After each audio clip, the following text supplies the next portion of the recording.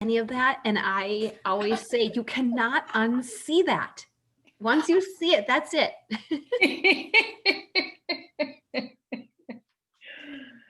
Well, I saw Shining when I was young. It was so scary, Shining.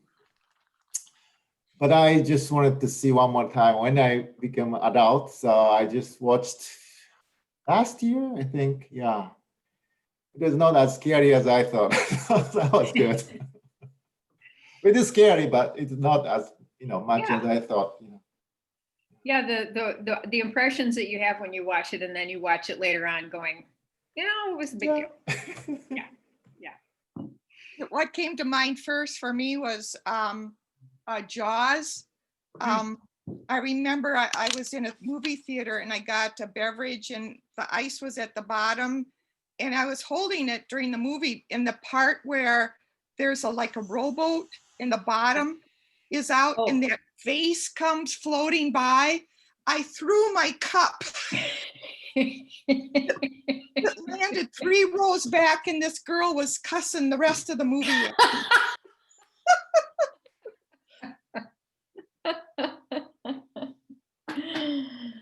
Hi, Chris. We're talking about scary movies. Hi. I had to grab something to eat real quick, so I'm sorry about that.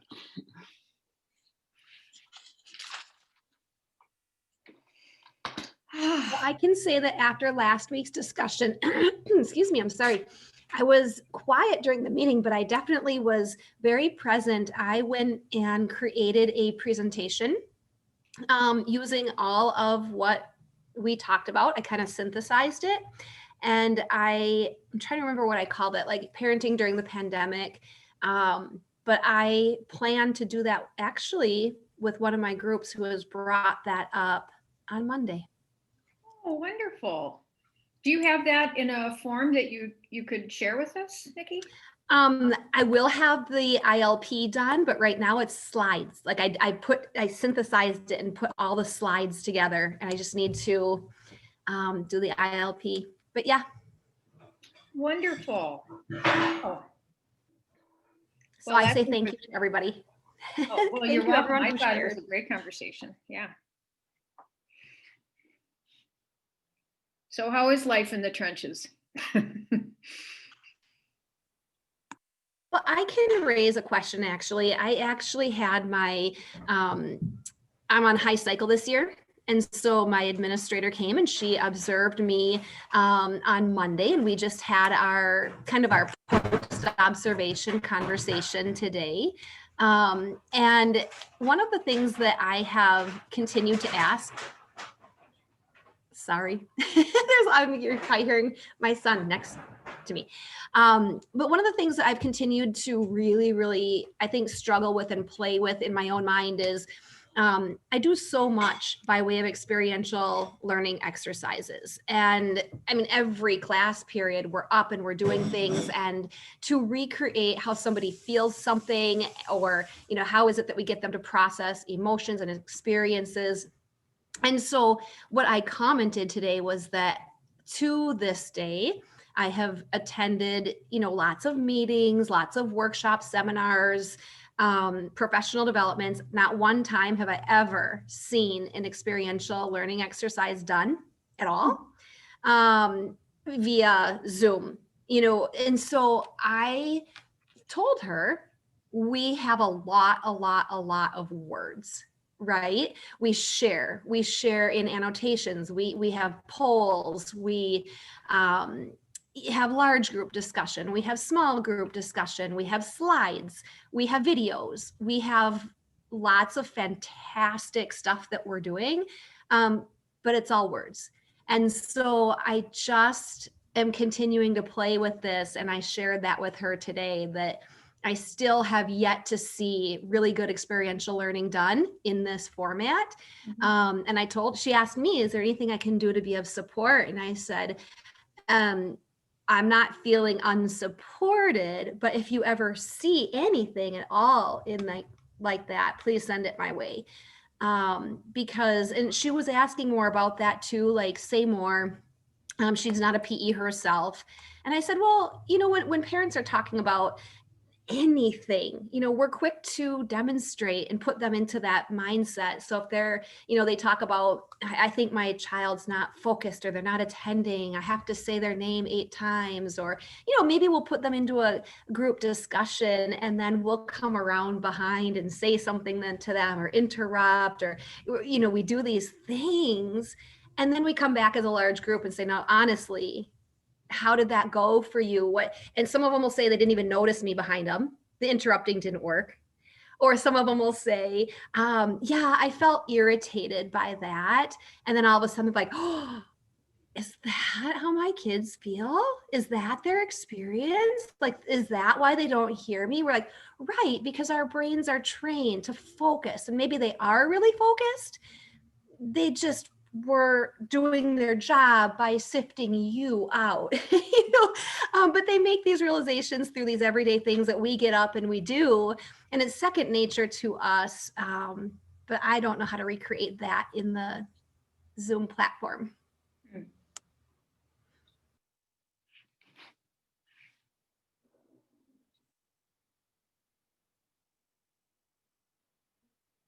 I kind of feel like there are going to be some things that just are not ever going to transfer. You know what I mean? Like, I think we just have to be accustomed to the fact that small group work right now, even in person, I'm in person, I'm not doing small group work.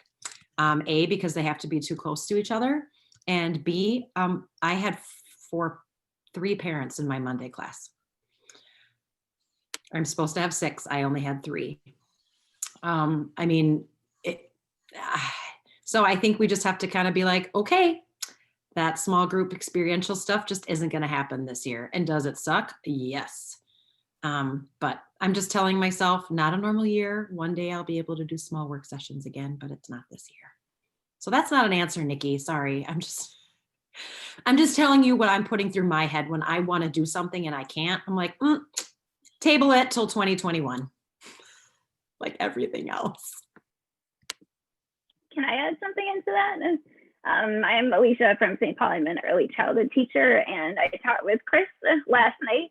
And I don't know if this is something that could come with it, but I find it really amazing now as an early childhood teacher to like see everybody on the screen at one time, because before when I was in circle time, I couldn't see everybody. But we had this experience happen to us last night, and if I would have been on top of it, I feel like I could have said it better. But one family said, hey, we were at the library today.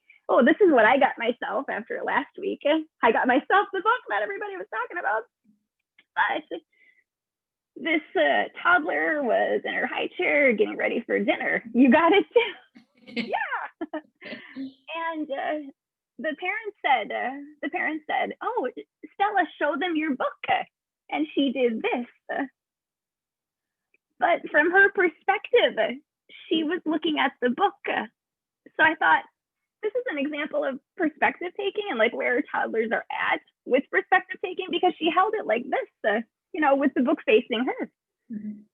I don't know if that connects at all, but that was just something that stood out to me. And I thought, this is showing something. And I said, oh, I'm looking at the back of the book. And her mama said to her, turn it, but she kept it in front of her because she could see it. And that's what she was thinking. I just thought that was interesting to like tap into what we notice is happening. Does that happen to anybody?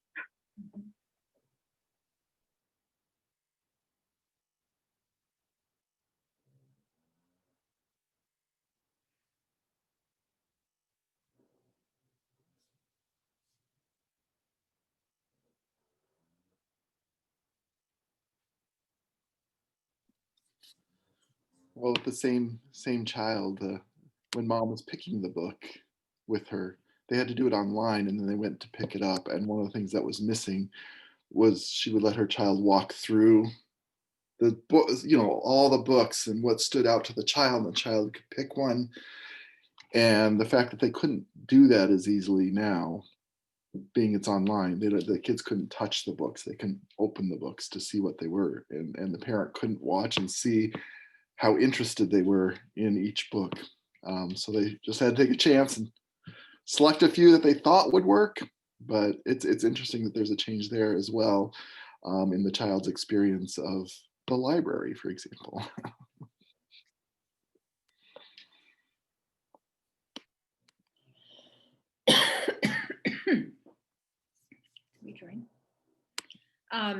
I was just doing a quick search on experiential learning and video conferencing, experiential learning and Zoom. And just to throw in that I think that there is a wide definition in people's minds about what experiential learning is, right? Because the first 4 hits that I got were not experience, it was just sort of like, here are 4 ways to like embrace experiential learning through Zoom. And it was just like, it was traditional engaging your audience stuff. It was not experiential learning. Maybe there's a market in discovering this, Nikki. Let's see. Need me to restart. Okay, now it's back. It'll be like the 6th book that I need to write. Yeah. You can add it to your list. There you go. Yeah. I had a class years ago when I did my master's at the U of M, and I don't remember who taught it. It was in curriculum instruction, and it was all about online teaching and learning methods. And I have often thought now, I was like, oh, I wish I could dig into that again or have that class right now, because that was so many years ago. And I wonder what kinds of things are out there now. But one of the things I remember us doing that I thought, this is crazy, I hate doing it, I am never using this, that I have thought of many times now, is we had this online world where we each had avatars, and you could literally make your avatar do anything. So you could have done what you did, Nikki, to your avatars. They could have been sitting around a table and you could have been walking around the table, interrupting them in this world that was sort of like Sim City or something like that. So I don't know, but I'm not comfortable or used to any of those things. So it's really hard for us to just jump into something like that right now and figure that out, how to do that.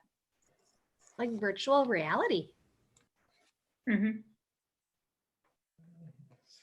Yeah, the only issue with, and I have hoped that the gaming world would create a game like a Sims for parenting for over 10 years now. Ever since my daughter started playing Sims and I realized what it was just like, and then I'd go to these conferences and I would see people do papers on, technology and in learning, and and a lot of the gaming people would be talking about creating this game for kids to learn this, money management stuff. And I keep thinking, why aren't people doing this for parenting, right? That there are so many different interactive experiences and sort of choices, and you could have this whole like decision tree of you get to here and then you make this choice and this is what happens, or you go over here, you make this choice. And and at one point I had a conversation with a therapist, a person who does couples and family therapy and uses Second Life in therapy. And he was saying that, he liked it because he had his avatar and then his clients would have their avatars and that, and it was great. But he said the learning curve for a lot of people was so high to just do how do you create your avatar? What software do you use? Sort of that comfort level. And so I think that there's probably some middle ground, or maybe the next generation of parents will be so comfortable with virtual learning and with, and that sort of thing that it'll be easier. I was just wondering sort of about a middle ground, and this was the using video from, like we do with the reflective dialogue stuff and that and so just thinking about your example, Nikki, with parents not attending to their kids and how must the child be feeling. In a way, I mean, it's not parents going through that experience and understanding it as experiential learning would be doing, but it's like showing the video, the sort of contrast set videos and having that same conversation of, here's a parent getting, trying to get the parents or a kid, and, just, sort of the limits of what is possible. And then, using that. And Sam sharing a book with us, John Dewey's Experience in Education.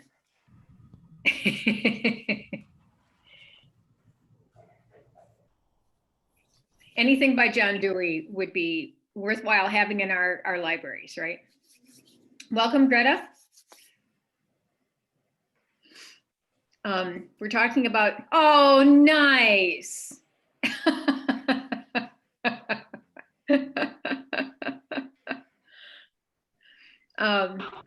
We're talking about experiential learning and using video conferencing tools. Okay, thank you. Sorry about that, but we're 101 Dalmatians here as teachers, and our boss is Cruella DeVille. So anyway, nice. all right, back to business. Sorry.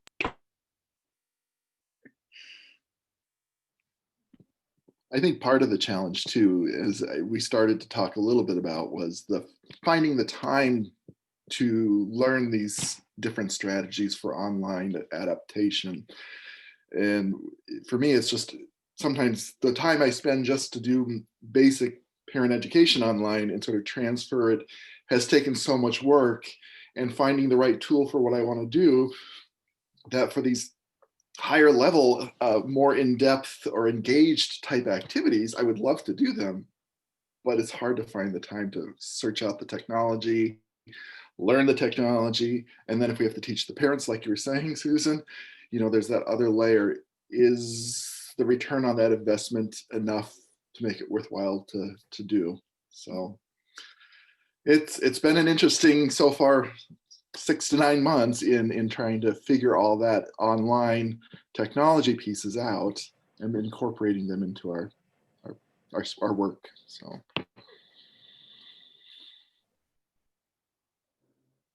Yeah, I totally agree. And I'm trying so hard.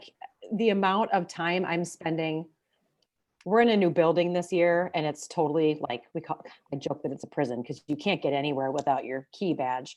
So when we've been doing our classes outside, but they're coming into the building for the first time. And so I'm like, come into this door, go wash your hands. The bathroom's around the corner, then come into the office. They'll buzz you through, then follow the signs, so I have to send an email to every class. I'm like, okay, have they been in the building yet? They haven't. And then I have to track attendance. And if they don't tell me, where were you? Why weren't you here? Were you sick? I have to keep track of that.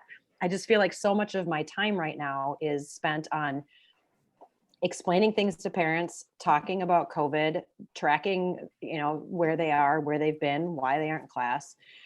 Yesterday, I had to track down a family who wasn't supposed to be coming to school. So I missed the entire parent-child time because I was trying to run around like, okay, this parent sent her child to preschool yesterday.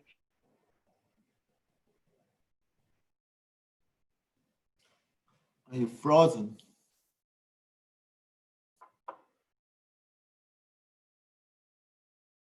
Back yet? How about now? Okay, you guys are all moving, sorry. So what you're saying, like, so then I'm not getting any planning done during the week, during the day. But then on the weekends, I'm like, I need to keep a healthy balance and not spend 8 hours on a Saturday doing stuff. So I'm not doing any research on what to do online because I honestly don't have the time or the patience.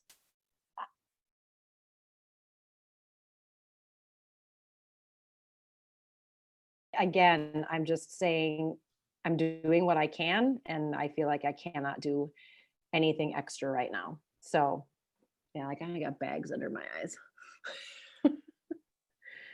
So I guess I want to say, don't feel bad if you aren't doing extra work to try to make this work online. If your brain can't handle it, I think it's okay. The most important thing is that we're there and that they know we're going to be there. Can I ask you, Ellen, are you all in person or are you hybrid?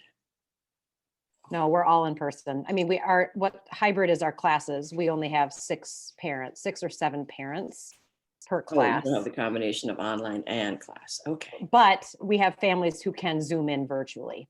So for 50% of my classes, I have parents in person and a couple on Zoom.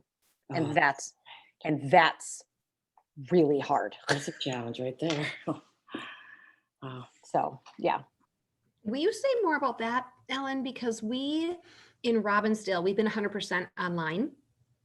But we are going to be moving into a hybrid model. And what I'm understanding, I do have some families that want to be on Zoom when we are on site, so that doing two things at once within the classroom, I am not sure how people are getting their heads around. How do you speak to the people who are on Zoom, and where do you actually put your device that they can hear your group members? And then like that back and forth, right? Are the group members able to hear the people that are on Zoom? So it's not easy. And so I set usually the iPad to the side. And so and then I try to turn the tripod as parents in the circle are talking.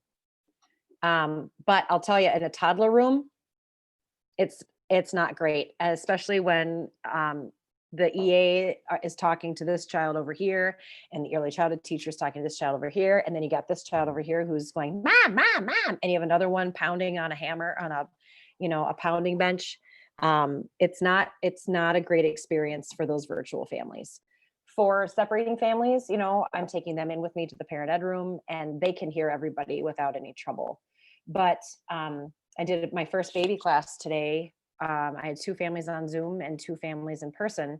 And I always do the Zoom families first. I'm like, hey, let's check in with you guys. Because there was one time I forgot the Zoom family. I did everybody in person. And then they were like, oh, hey, you need to do. I'm like, oh my gosh, you guys, I'm so sorry.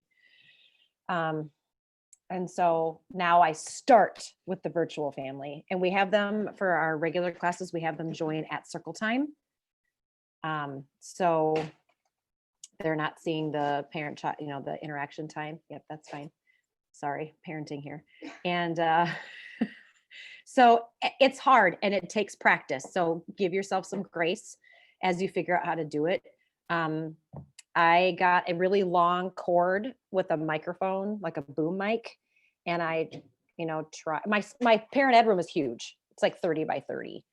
But so when we're spaced out, it's not easy for if I have a really quiet parent, for the iPad next to me to hear that person. So sometimes I have to pick up the tripod with the iPad and go over in front of them. And it's and then I forget what I'm talking about. I'm like, where was I? What was I talking about? Oh yeah, it's just, that's how I feel.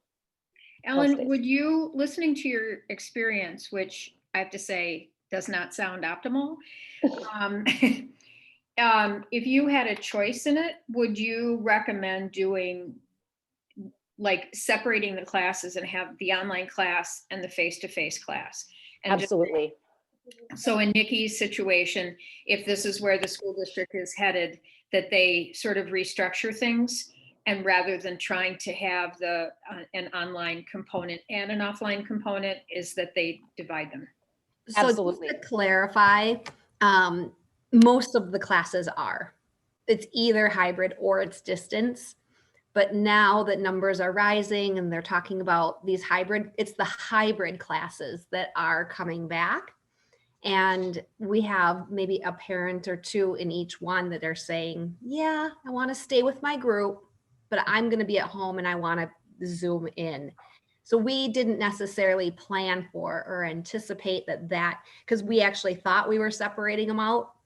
And, we kind of tried to switch some people too, if they were not wanting to come in, to put them in those distance classes. So it's just kind of trying to meet the needs and the desires and the wishes of the families. And we're doing it class by class, case by case, because most of them are separated out, but not all. So last spring, when all this was happening, my team and I had a discussion about what would happen when we can't come back. And one of the thoughts I had was a video conferencing equipment. So having the video camera and the video conference mics set up in the parent room and also set up in the children's room. And then, so getting some investment from the school district into the actual classrooms so that we wouldn't have to try and do an iPad or a laptop. If that were the case, then I think it'd be a little bit smoother and easier. Still not ideal, still not perfect. but at least it would give us an opportunity to meet the needs of both types of families. And also for the future of ECFE, you know, if we're able to then reach out to other people across the globe to invite them to our class. I had a parent who joined class in the spring from India. She would come to class every week and participate. So in order to help her connect when we would come back to face, that's when I started thinking about, well, how will I incorporate her into the classroom?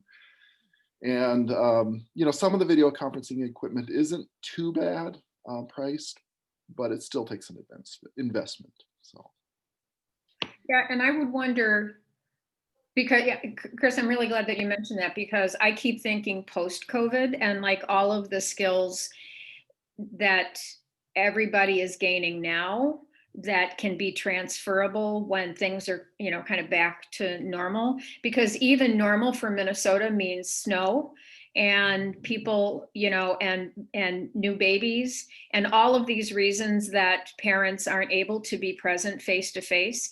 So if there is because I remember conversations Elizabeth and I had, you know, like 6-7 years ago about, you know, when we were launching Parentopia, about having, you know, like Skype or something like that for families that, you know, could still engage in the classroom in some way. And it was such I wouldn't say it was a fantasy, but we were really trying to troubleshoot just how could we make this happen, right?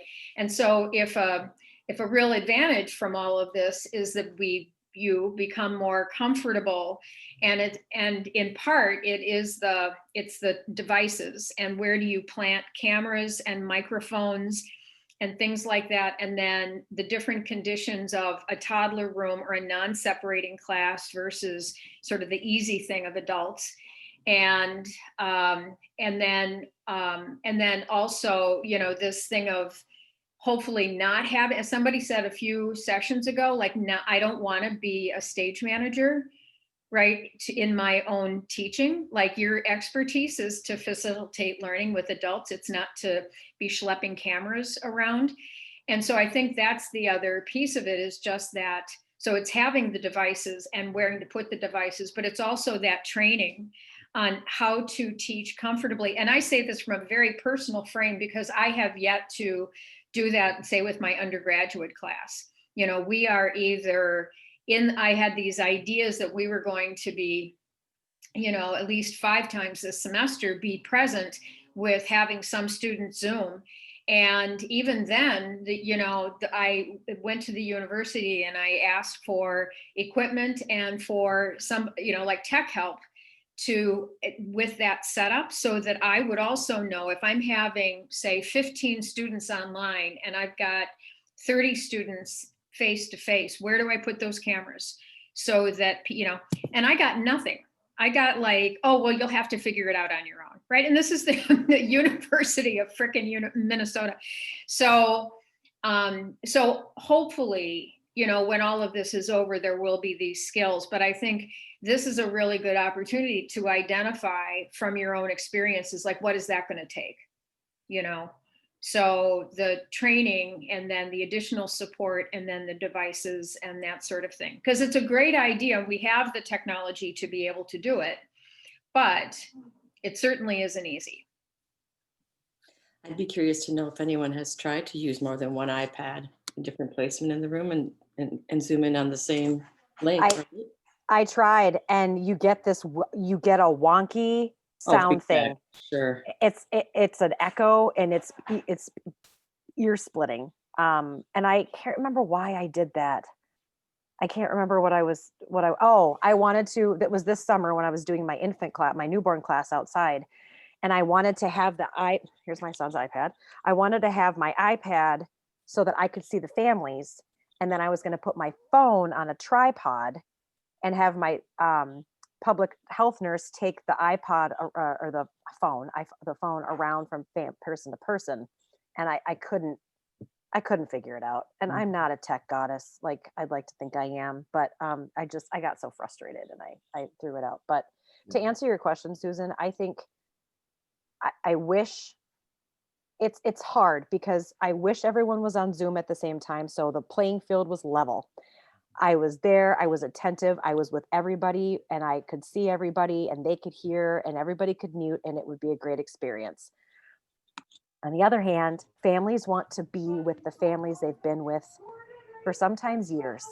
And that time, that parent time for them is richer because it, and it's so hard. Not every, and again, you can't make everybody happy. There is a way to do two devices, but one of them has to be completely muted, like everything else sound. Yeah, I was just gonna say that that's what happened this spring.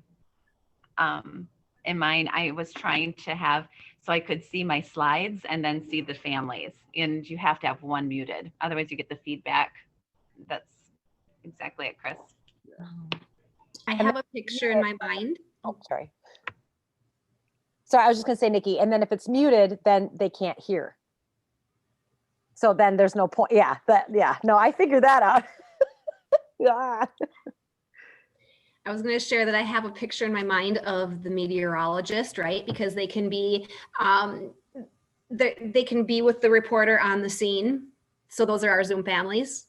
And they're in front of their smart board, moving things and showing us things. And it looks so seamless. And that is ultimately the technology that I think we all wish we had. And I asked my district last spring if what would I need? I wanted like an extra camera mounted kind of near where the smart board is. So that camera would capture the group. And I explained it kind of like using the meteorology kind of analogy. And what I got back was that my request was probably around the $15,000 mark.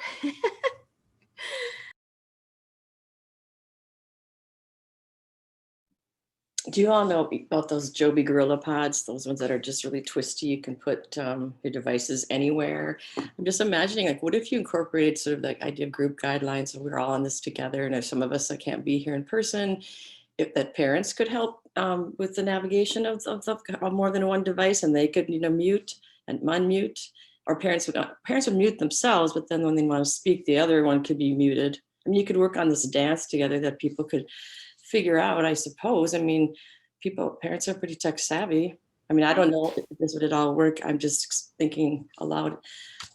That's a great idea. I never really, yeah. Oh, you and did? then your face says, let's go for it. When in the springtime though, when we were trying to figure out as PEs together, we all tried to get on the same Zoom call, or we were on Google Meet in the same room. And what Ellen had happened this summer with her phone and her iPad, the two devices, that's what happened when we got on the same call, was that our devices, our laptops were like screaming at each other. And like Ellen said, it was like deaf and ear piercing. Yeah, we had to quit get off because it was so painful. When you have the audio off? When you have the audio off, it's still doing that. I don't remember all the details. We have I'm meetings just like curious. that all the time where there's like 4 people in a room and they have to just make sure that they're muted all the time. They only unmute if they're speaking. And then if someone else starts speaking and the other person didn't mute right away, then everybody's like, whoa, mute, mute, mute, so it happens. But you'd have to really orchestrate it, like, yeah. And people would have to be cognizant of the fact that, okay, I need to speak now. Everyone else turn theirs off, or, unmute. I mean, mute and then unmute and mute. I mean, it'd be kind of a little tedious, but. Which removes some of the spontaneity of conversation. I mean, you don't realize just how much people want to jump in until. Oh, I do. Trust me. Yeah. Now I know, I'm preaching to the choir. Yeah. What I'm saying is, I mean, I understand this. I just feel like it's so not organic on the online teaching at all in that sense. So, but parents are kind of getting used to I can see their body language when they're about to turn on their mic, or they just are doing it. And it's I've seen it evolve, right? And, but it's different to speak to an entire silent screen of faces. And then you're like, come on, give me some feedback, people. Say something. Would anyone like to add to that? And I start calling people's names if no one's saying anything, And it's made worse by masks. because when you're in person. Yeah. yeah, because when I like today, I had a mom who started to talk on top of the other mom, and I was like, "Oh no, go ahead!" And I was smiling, like, "Go ahead," but she couldn't see my smile. That's what I I'm have afraid seen. of. Sorry. I wear hearing aids, and so I have trouble when I'm out and about and people are wearing masks because I do a lot of lip reading and I've run into a lot of problems. And sometimes I struggle in my class already to understand what a parent is saying. Now, if they're going to have their mask on, I'm not sure how well that's going to go for me. I'm a little bit apprehensive about it. So I've seen on I think YouTube or something, some musicians had a jam session where they play together in Zoom. Together, they are playing, everyone independently playing a musical instrument, but together I could hear all the people playing together in Zoom. So I was wondering, because Zoom has a different level of pricing, and we are using usually basic, the cheapest one, or free one, I guess. But if you pay more, the premium one, I don't know if Zoom has those kind of features that you can hear without muting others. I don't know. Just I don't think that that's a Zoom thing. I mean, because the university has I think a pretty high level license or whatever. And I think that that's more the technology. I was seeing, I'm a member of, I wouldn't call myself a singer, but I'm a member of a women's choir. And one of the frustrations with people singing through Zoom, like we can only practice with mute on, right? So basically I'm singing and I can hear through my computer anything that they're playing, but I don't hear the other voices because we're all on mute, right? And because we're all on top of each other. And there was something on Facebook that there was some scientists at Stanford University who had come up with this way of having joint video conferencing that it would sort of level all of the voices at the same time, so you wouldn't have this cacophony, and you could do exactly that. But it was very new technology, and they were just rolling it out. And and sort of like your experience, it's like it'll be quite expensive. So I don't think right now that it's necessarily the platforms that we're using. I think it's the technology in addition to it. I know some of those musicians, they each recorded their part and then a sound engineer mixed them together to create the combined sound. So I would wonder if they were actually doing it live or if it was pre-recorded and mixed. Right, that's another thing. Yep. Yeah. Which of course we're not doing in our teaching and in discussion. Yeah. I asked my son, who is at the marching band at the U, and he said he's practicing online with other band members. So I'm gonna ask him how they are doing. Yeah. Mm-hmm.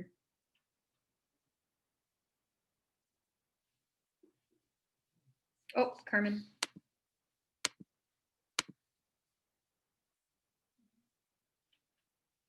Nice if I unmute. This is a tech question. Okay, I bought this device at Target because I wanted to play a video that I brought from home from the school. Well, it's just when I go to share, it works fine until I go to share, and then it just says a gray screen. And I can't ask the tech department to help me because they don't support Zoom. I looked online and there's a few things to do, but I don't have access to it. You have to be an administrator and use their password and what have you to get in to change some settings. Does anybody have any other ideas, or do I need to go get a Mac player? Carmen, you could try to burn that CD to your. Whoops, frozen. Hard drive. I need to reset my internet. Sorry guys. But there is a way you can burn what's on that disk onto your hard drive on your computer, And then once it's on your hard drive, then you can share it. I'm trying to think what software, anybody know what software she could use to burn it from the disk onto her hard drive? I got a MacBook from the district that I use. We'd have to look. I mean, if you want to get a hold of me next week, Carmen, we can sort of try and troubleshoot. I have an external drive here too, so I can also try a few things out. It could just be like video settings and a couple other things that might need to be tweaked. But yeah. And Carmen, can you ask your district for help then? Because you're not involving that other device or Zoom, you're just wanting to burn the CD to your hard drive. Maybe someone could help you with that piece, one of your tech people. But otherwise, Chris, but he's got other things to focus on too, I'm sure. Carmen, I would try iTunes. Our tech department puts up a lot of boundaries. You might be able to burn the DVD to your hard drive with using iTunes. Oh, because that's already on the device. Give it a try. I've only ever burned music off, from ripped off music off of a disc using iTunes, but you may be able to do it with the DVD as well. okay. I wouldn't know how to do it, but I'll see. I've downloaded videos off of a DVD before, and then written to the company to get copyright permission to share it to my virtual online class. So I've done that in the past when I taught at the U. Sometimes it depends on how the DVD is put together and whether or not it will work. Works for some, it doesn't work for others. Yeah. Is it a commercial DVD, Carmen? It's John Gottman's emotional coaching DVD. Okay. We'll have to look at it and see. Yeah. Would a simple fix just go get a Mac, one of these? I don't think No, that that would make a difference. wouldn't make a difference. Well, it could be tough if that's not an external Mac drive to burn. It's not, it's a LG. But yet you can play the file on your computer, okay? Mhm. But when I go to share it, it's just a gray screen. Oh, if you're on Zoom and then you hit share your screen, that's what doesn't show to other people. Exactly. Okay. It's just a gray screen. You could always email the Gottman Institute and say, hi, I'm a teacher and I'm trying to share your video. Is there an online version of this that I could, and maybe it's time for them to put their stuff online. Yeah, maybe. Yeah, I mean, especially if you purchased it. Okay. They don't know if we don't ask.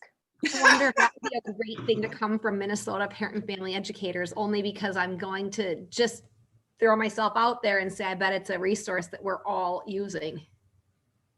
Mm-hmm. Yeah. And I hate to say it too, but you could also go to YouTube and just type in the name of that exact video that you're wanting to show that you have on disc, and it could be available through YouTube. Okay. It's not there. That resource I can speak to. I love that part idea. of the tape is going to be edited out. No, I mean, because the way I look at it, you've paid for it.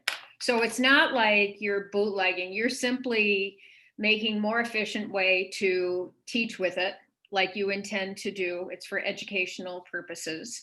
And it's not like you're giving it away. You just happen to find it online. So.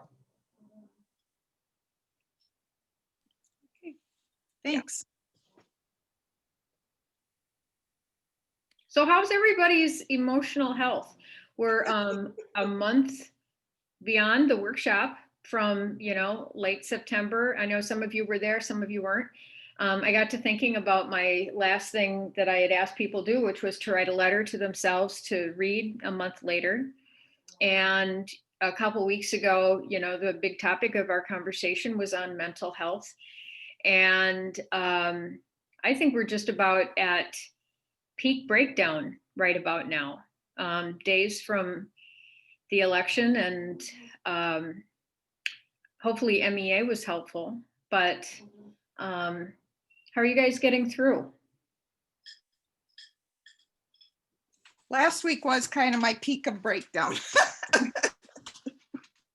I'm kind of going down a little bit. I've been cooking a lot, trying a lot of involved dishes. So that sort of occupied my mind and sort of distracted me from the oncoming election and everything else. So Good. I'm I had trying a really hard to set. Oh, sorry. Oh, sorry, Carrie. Go ahead. It's okay, Ellen. I had a funny conversation with my boys. They're 16 and 19, and at the end of a really hard day, and I was feeling sorry for myself. Like, I have all these people that need all this from me, and my cup is empty. I'm just totally depleted. I need to just go in my bedroom and close the door, and and unfortunately, at the end of the day, then it's my own kids that get the brunt of that. So then that's the guilt, and oh my gosh, the whole thing. Days have been better since, but it was funny because I just briefly said to them, I've had this happen today. One of the things, just one of the things. I've had this happen today, and I'm just really depleted, and I'm going to go. I'm just going to have some time. And one of them said, I said something like, I'm having a hard time handling it all. And one of them said, you just can't handle very much, can you? And I was like, and that's when I just lost it. I was like, okay, let me tell you what I have handled up until this very moment, and he just put me over the edge. So it's just kind of funny that sometimes that's just how I feel at the end of the day. Yeah. Thanks for the support, kids. Yeah. I've just Wait been until really they go to college. You'll be much happier. One of them is in college, and he's at home full time, all day, all night. Oh, sorry to hear that.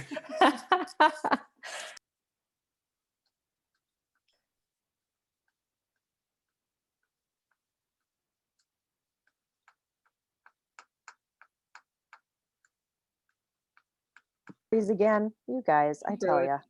you. You froze. Okay. I'm really bad about checking my email on weekends.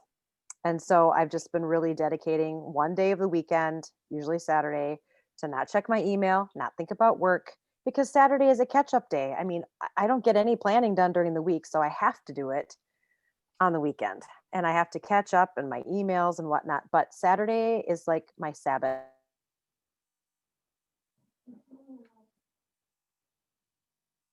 Really trying hard not to think about work. And that's been very helpful. Because up until about 2 weeks ago, 7 days a week, I was doing something work related.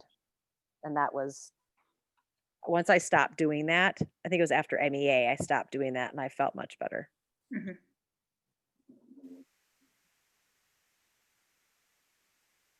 Parent in one of my classes last year, she's an occupational therapist. She went to a workshop about how to help our children. She works with children in a clinic, and then she went to a seminar or a workshop about how to help children overcome or cope with trauma, traumatic experiences.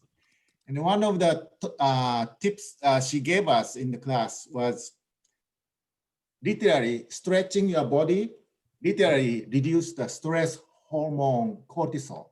You can even measure. Yeah. So she really, so I'm doing every day, many times a day. So just stretch, and just, moving your body to left or to the right.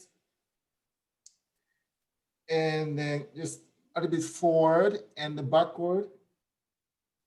You do a few times a day. It made a huge difference, at least to me. And so actually, you can science back up. You can measure the cortisol level with your saliva. But anyway, so you might want to stretch every day, and for your children too. Good tip. Do any of you include like stretching and things like, I mean, sometimes I'll do that with my students. I have a tendency towards doing, you know, like funny things, but again, it's more text and it's more talking. But occasionally we'll do stretching kind of things. Do any of you do that with your parents?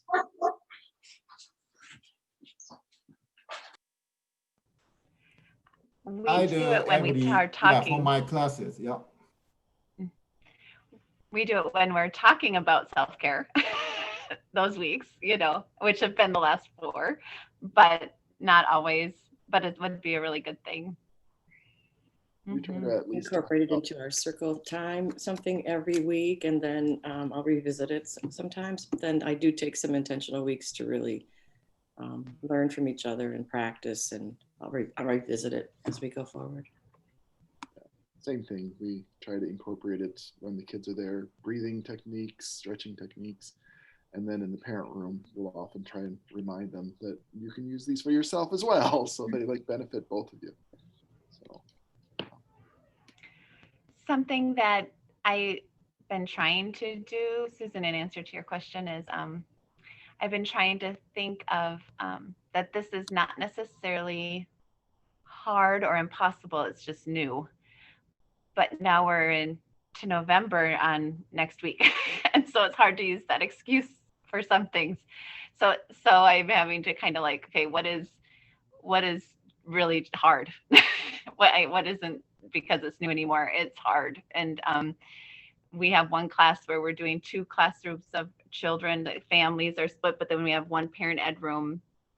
And the schedule for the teacher to go between to do 2 different circle times and 2 different cleanup times. A part of me is like, this is because it's new. We're going to get this done. But she came in after class today. She goes, Greta, I don't know. I said, I agree. I don't know. I just don't know. It just might be that this is hard and we might need to rethink it.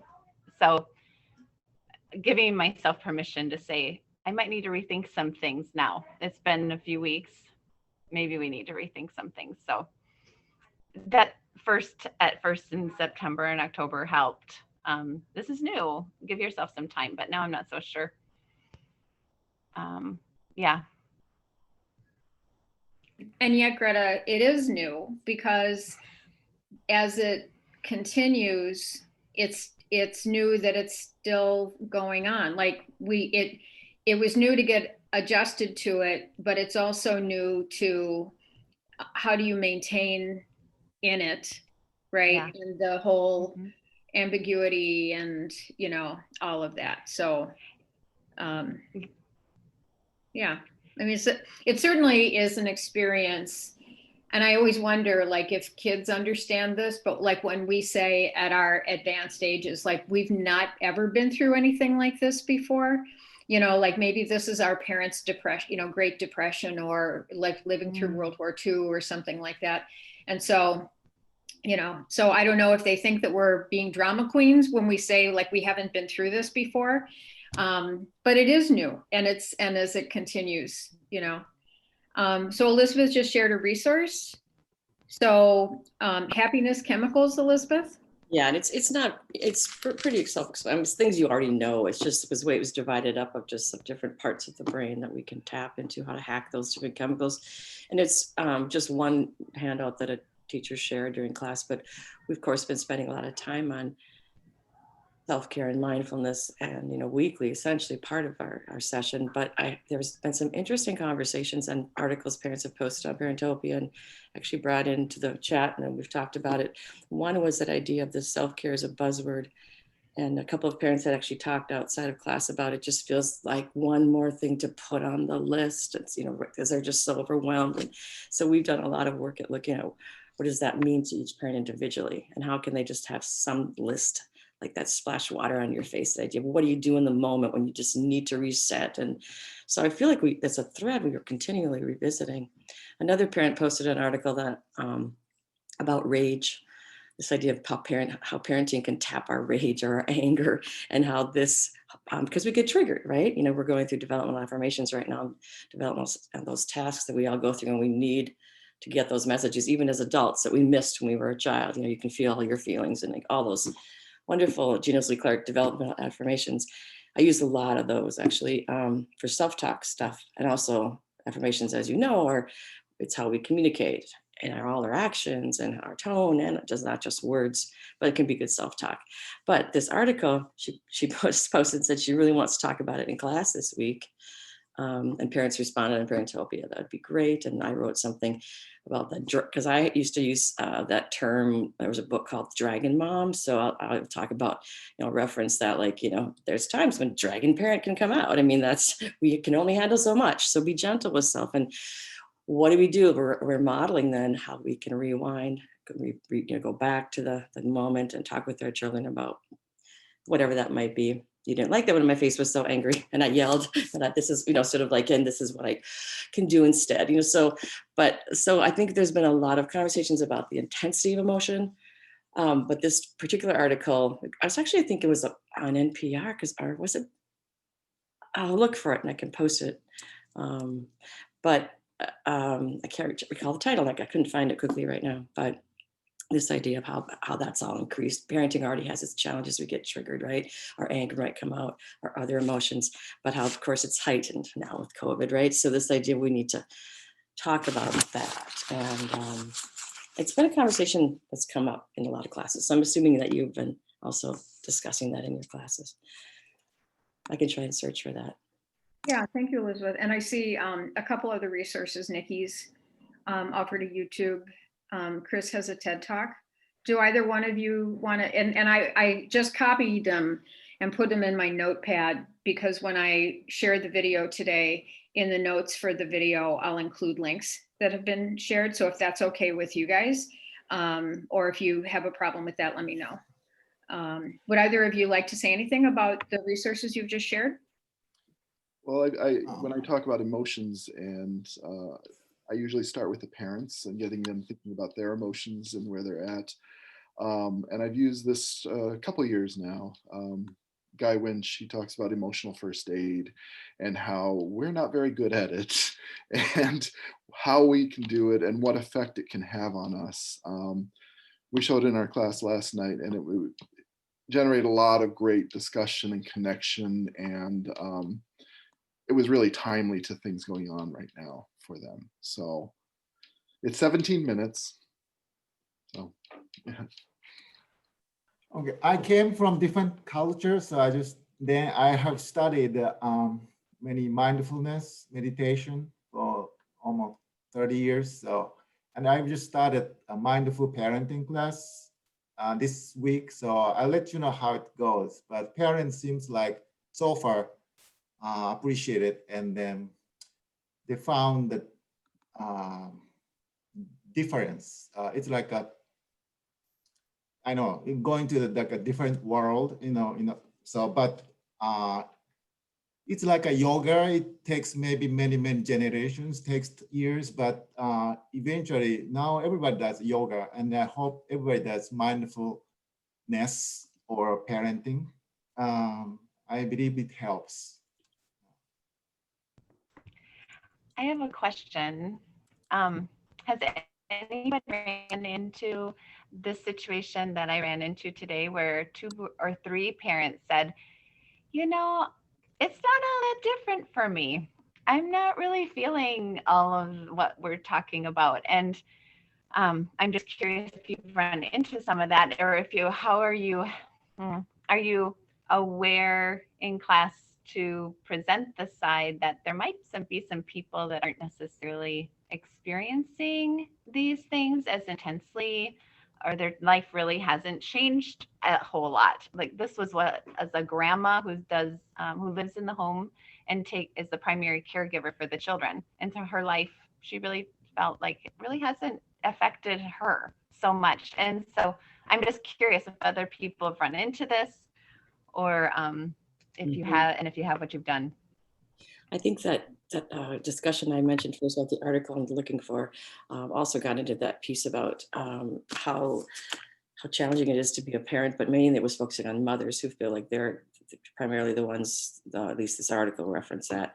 It does say that fathers too have this piece, but this idea that bigger than all of that sort of around us expectations of women and mothers, and not having support. And any parent, I mean, I'd say dads too, but this article is referencing that.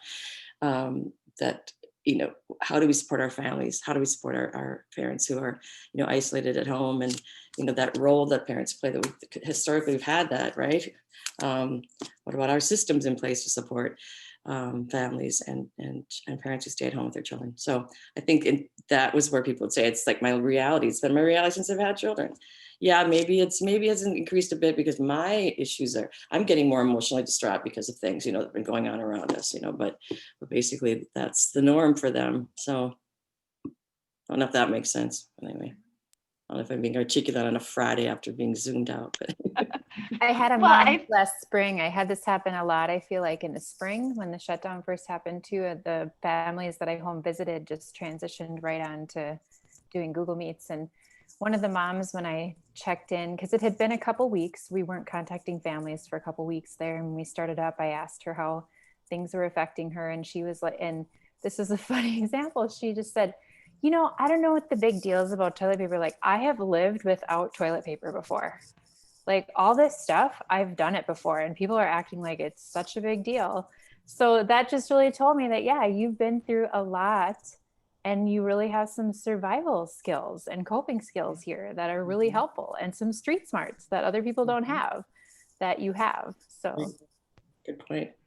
I appreciate you saying that, Carrie, because this grandma says there are people who have lived like this for their whole lives, that they have immunocompromised systems. They've always had to wear masks. And she just was just trying to take on the perspective of that we're not, even right now, we're not all experiencing the same thing, because some of us have walked this path for a while, or some of us have other circumstances that, it just made me stop to think, how do I make the environment in my classroom so that all people can feel like they can express what they are or are not walking through and not feel bad? I even have some teachers in the elementary classes. They're like, oh, well, we're teaching half the amount of material. I have an extra day to do planning. It's actually pretty good. And she said, but I can't say that because there's a lot of other things that are really hard, and not everybody is in the same situation that I am in. And so, and as we go into this next week with the election and everything, that sensitivity that not everyone's in the same boat as I am, I think I'm really aware of for some reason right now. I've got my feelers out. A lot of this, I might be really ecstatic, but the next person might not be. Or I might be really stressed with how I'm having to do my job, but that person might not. Are they comfortable? Am I creating an environment that's making them feel comfortable to speak to their truth, whatever it might be? I guess that's It's a really good point, because everyone has their own story or their own experience, so to keep that open and have that open for sharing, and perspectives really differ. Yeah, because I was surprised at how many heads are shaking in class today when I said, some of you might not feel that much difference right now that you did a year ago. Mm-hmm. And there are a couple that were like, you're right, it's not. So, but then I don't want to invalidate those who are hurting and struggling. You know, I don't know. Well, Greta, I think what you did is perfect. I mean, I think acknowledging, oh my gosh, every time I unmute, I go, it says I'm unstable.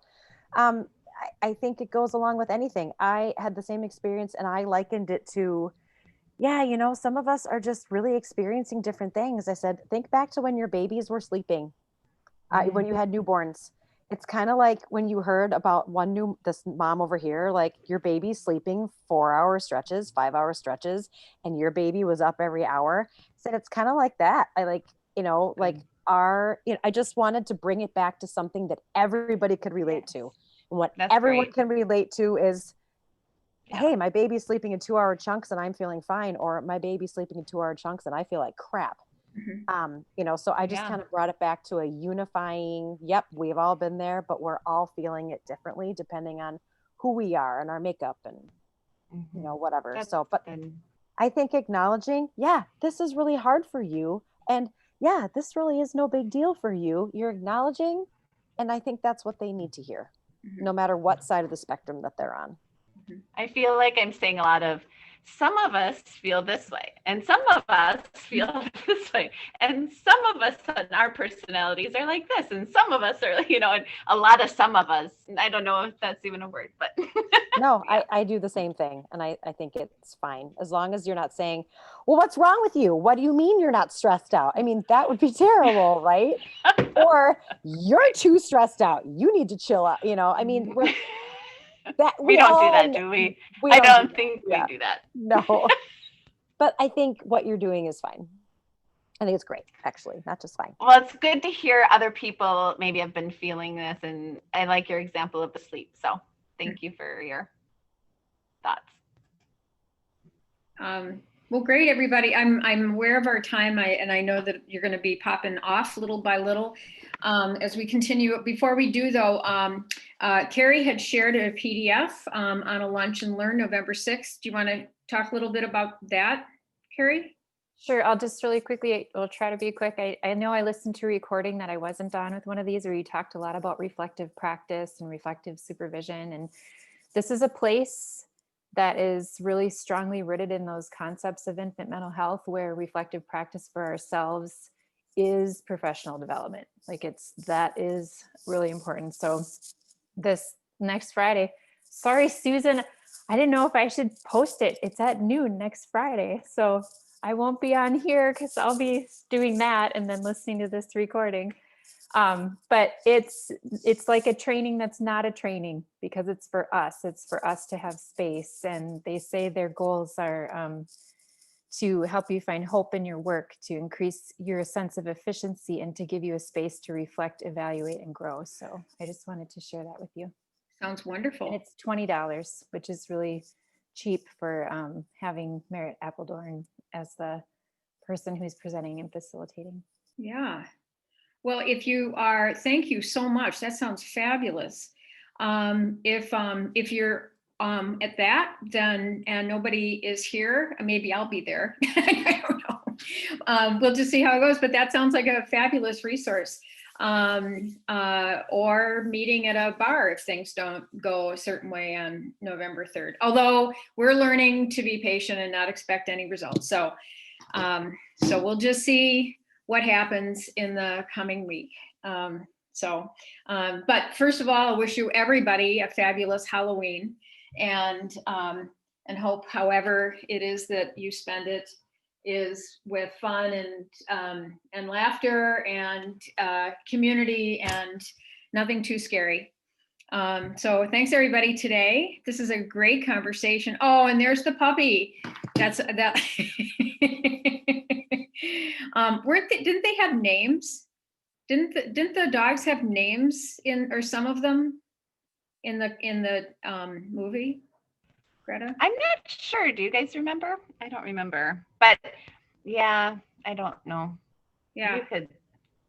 Well, you're the Greta puppy. Okay, everyone. Well, have a fabulous week. I'll see some of you next week. And thank you again, Carrie, for sharing that fabulous resource. Oh, thanks. Thank you. Good to see you all. I couldn't find those articles, so whatever. Next time. Susan, good to meet you. Thanks so much. Thanks, everybody. Thank you. Yeah. Bye-bye. Okay, bye.